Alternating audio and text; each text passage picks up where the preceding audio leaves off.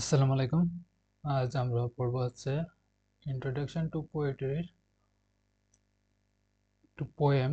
যে পোয়েমটার নাম আছে দ্যাট টাইম অফ ইয়ার দো মিস্ট ইন মি বিহোল্ড। লিখেছেন আছে উইলিয়াম শেক্সপিয়ার। এটা হলো একটা সনেট। আমরা যদি একটু ব্যাকগ্রাউন্ডে যাই, আমরা ব্যাকগ্রাউন্ডে পাবো it's part of his sonnet 154। Sonnet যে সনেটগুলো লিখেছিল তার একটি অংশ, তার একটি কবিতা, এবং পাবলিশ হয় 1609 সালে। The main theme is aging, time, death and the love. মানে বয়স যে বৃদ্ধ হতে থাকে, সময়, মৃত্যু এবং যে ভালোবাসা, সেটাই হলো এই পোয়েমের মূল বিষয়। এখানে যে জিনিসটা রিফ্লেক্ট করছে সেটা হচ্ছে রিনাইসেন্সের যে মোরালিটি, নৈতিকতা ছিল সেটাই। সনেট কি? সনেট হচ্ছে 14 লাইনের একটা কবিতা, যে প্রথম হচ্ছে 8 লাইন এবং লাস্টের 4 লাইন মিলেই দুটো স্ট্যান্ডা। এই টোটালটাই হচ্ছে একটা sonnet. Okay, first, okay, that's fine. First, we'll read the poem, then we'll go for summary, themes, literary device, and some quotations. So, the poem is here. That time of year, though, এই দোটা আমরা যে পোয়েমে পাই এটা সাধারণত you. So আমরা এটাকে you বলতেও পারি বা দো বলতেও পারি। Mist in me behold, when yellow leaves or none or few do hang upon those boughs, মানে হচ্ছে ব্রাঞ্চ মানে গাছের ডালে, which shake against the cold, bear ruin cures, মানে হচ্ছে সিঙ্গার যারা চার্চে গান গায় তাদেরকে কিওরস বলা হয়। where let the sweet birds sing. So আমরা এই চার স্ট্যান্ডা থেকে কি পাচ্ছি? The poet compare his old age to late autumn, symbolizing the loss of youth.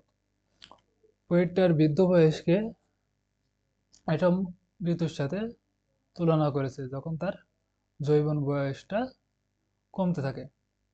Bare ruined cures refers to empty church balconies where music once filled the space. Overall, this section shows the passage passage of time, মানে সময় যে অতিবাহিত হয় সেটাই এখানে বলছে। ওকে, second স্ট্যান্জাতে যদি আমরা যাই, in me you sets সেখানে বলতেছে see the twilight of such day as after sunset fade in the west, which by and by black night does take away the dot, মানে আছে does, that second half that seals up all in rest. এখানে এই সেকশনটা কি বলছে? In this section black night symbolize death. This stanza emphasizes on that all life ends in rest. তো সকল লাইফই মৃত্যুতে এসে শেষ হবে। In me you says the glowing of such fire that on the ashes of his youth does lie, as the deathbed whereon it is so whereon, okay, it must expire, consumed with that which it was nourished by. Her life is compared to a dying fire, where only ashes remain. যেখানে কেউ আগুনের সাথে তুলনা করা হচ্ছে, যেখানে সর্বশেষ ছাই অবশিষ্ট থাকে। The fire is being consumed by itself, না আগুনের মাধ্যমে নিজেকেই সে কন্ট্রোল করে নিচ্ছে। মানে আমরা অনেক সময় না পানির ভিতরে পানি দিলে পানি নিজেকে কনজিউম করে নেয়, সেটাই বোঝাচ্ছে। Meaning lives on passing brings it to an end, মানে আমাদের বলছে যে বয়সের যে সময়টা চলে যায় সেটাই আমাদের সর্বশেষ ধাপে নিয়ে রেখে দেয়। দো দিস ইউ প্রিভিস্ট, মানে হচ্ছে realise, which makes you love stronger. to love that well which you must live ere long. The poet addressed his beloved, knowing that he will soon die. এখানে তার belovedকে সে স্মরণ করছে, যখন সে বুঝতে পারে সে খুব শীঘ্রই মারা যাবে, তখন তার beloved যাকে খুব ভালোবাসে তাকে স্মরণ করছে। দি কাপলেট মানে হচ্ছে দুই লাইন, কবিতা দুই লাইন মিলে হয় কাপলেট। সেরকম আরো রয়েছে স্ট্যান্সা, 4 লাইন মিলে, 3 লাইন মিলে হয়। তারপরে কোয়ার্টেন রয়েছে। এগুলো যে টার্মস গুলো রয়েছে, এই টার্মস গুলো আপনাদের একটু দেখে নিতে হবে। এগুলো আমি ভিডিওর কমেন্ট সেকশন বা ডেসক্রিপশনে দিয়ে দেবো। দি couplet delivers the main message, awareness of morality, strength, love. আমরা যদি এখানে সামারিতে আসি, in this poet Shakespeare reflects on the approach of old age and death. সে এখানে মূল যে বিষয়টা করছে, আমাদের বৃদ্ধ বয়স এবং যে মৃত্যু, সেটাকেই সে তুলে ধরেছে। He compares himself first to atom, where trees have lost their leaves, then to twilight, the fading of day into night. যেখানে আমাদের বয়সে কমার সাথে সাথে যে দিনের আলোর কমার সাথে সাথে রাত আসতে থাকে, সেটার সাথে তুলনা করে যায়। And a fire that nearly burnt out. These images express that life is close to death. The poet tells his beloved that his awareness of his morality only makes their love stronger and more valuable. যেন poet বলছে তার যে নৈতিকতা, এটার মাধ্যমে তাদের ভালোবাসা আরো ভ্যালুয়েবল হয়, মূল্যবান হয়ে ওঠে। Since it must be cherished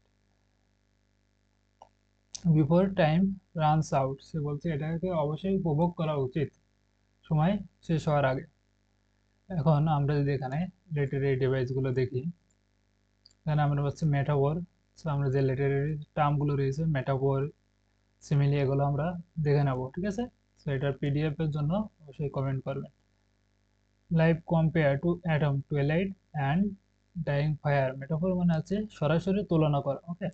তো এখানে কবি তার লাইফকে কম্পেয়ার করেছে অ্যাটমের সাথে, টুয়েলাইটের সাথে এবং ফায়ারের সাথে। ইমাজারি মানে কোনো একটা ভিজুয়ালাইজ পিকচার তৈরি করা। এখানে কি এরকম ভিজুয়ালাইজ পিকচার তৈরি করেছে? Falling leaves, fading night. Personification আছে কোনো একটা জড় বস্তুকে যখন মানুষের বৈশিষ্ট্য দিয়ে দেওয়া হয়, তখন আছে সেটা personification. Death is called death second half, giving its human qualities. ডেথকে বলা আছে ডেথের আরেকটা অংশ, ঠিক আছে? মানুষের জন্য একটা অংশ থাকে, তেমন অংশ, তো এটাকে একটা পার্সনিফিকেশন বলা যায়। আমরা যদি এখন থিমে আসি,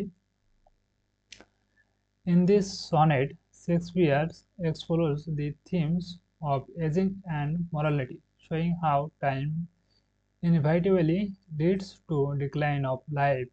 আবার সেই একই কথা, কিভাবে আমাদের জীবনের শেষ প্রান্তে নিয়ে যায়। He also emphasized the theme of love. সে আবার ভালোবাসার কথাও বলেছে।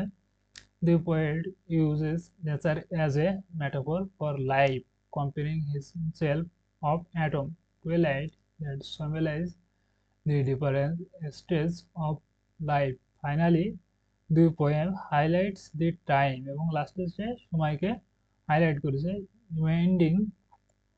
reminding readers that life is short and fragile, like falling leaves on fading flames.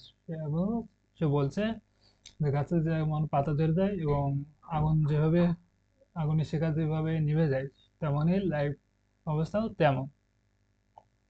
ওকে, তো আমরা যদি এখন কোটেশন দেখি, কোটেশন আমাদের খুবই ইম্পর্ট্যান্ট। আমাদের প্রশ্ন যখন আমরা অ্যান্সার করি, তখন আমাদের কোটেশন দিয়ে প্রশ্নটাকে আরো সৌন্দর্য করতে হয়। প্রশ্নের সাপোর্ট করার জন্য, আমাদের উত্তরের যে সাপোর্ট তৈরি করার জন্য আমাদের রেফারেন্স হিসেবে কোটেশন ব্যবহার করতে হয়। তো আমরা এখানে দুটো কোটেশন পাচ্ছি important. That second self, that seals up all in days. Quotation বলছে ডেথ পার্সনিফাইড হয়েছে যে নৈতিকতার যে এড়িয়ে যাওয়া যাবে না, ঠিক আছে? তাকে ডিঙ্গিয়ে যাওয়া যাবে না, সেটাই এখানে বলা হয়েছে। In me you see the glowing of such fire, বলছে that on the ashes of his youth does lie life compared to a dying fire, showing that youth and energy are almost gone. বলছে যে জৈবন এবং বয়স already শেষের পথে। তো আমি আবারই বলছি, পিডিএফ এর জন্য অবশ্যই কমেন্ট করে জানাবেন।